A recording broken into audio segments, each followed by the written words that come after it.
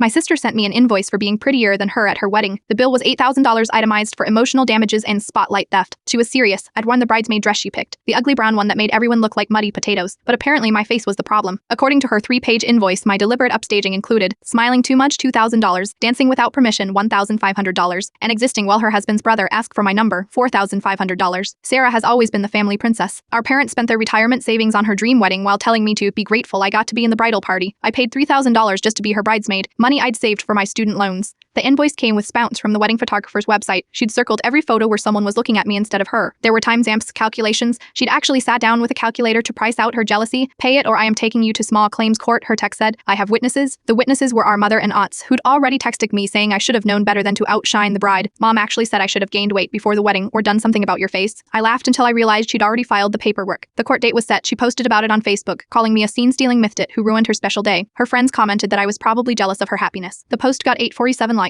What Sarah didn't know was that her new husband had already been texting me, not flirting, just venting. He sent me sparent of their joint bank account empty because she'd spent $65,000 on the wedding they couldn't afford. He was considering annulment after learning she'd taken loans in his name. I need her to see how insane this is. Court day arrived. Sarah showed up with a PowerPoint presentation. Slide 1 was a photo of me laughing while her husband's cousin hugged me during the dollar dance. Slide 2 had graphs showing the attention distribution during her reception. The judge's face was extraordinary. He kept removing his glasses, cleaning them, and putting them back on like maybe he was seeing things wrong. Sarah's lawyer perned. Yes, she hired a lawyer for small claims. Court Perd argued that contractual obligations of bridesmaids include not exceeding the bride's beauty standards. They cited emotional theft as a legitimate damage. When my turn came, I simply asked Sarah one question in front of everyone. Why did you tell everyone I had cancer last year? The courtroom went silent. She told her entire friend group I was getting chemotherapy to explain why I'd lost weight. In reality, I'd been working 2 jobs to pay for being in her wedding while finishing my degree. The weight loss was from stress and eating ramen for months. I thought it would make people stop asking why you looked so good, she admitted into the court microphone. Her husband stood up and left the courtroom. The judge dismissed everything and suggested Sarah seek professional help, but she wasn't done. I called the courthouse. She served me with another document. This time she was suing me for destroying her marriage. Her husband filed for divorce that evening. He sent me the papers as proof, along with a thank you note for accidentally showing him who he married. My mother called me screaming that I'd ruined Sarah's life. You couldn't just pay the money. You couldn't just be uglier. You've destroyed this family. I hung up and blocked everyone. 2 months later, Sarah married her lawyer. The wedding photos show him looking at his phone while she cuts the cake alone. She sent me an invoice for that wedding too,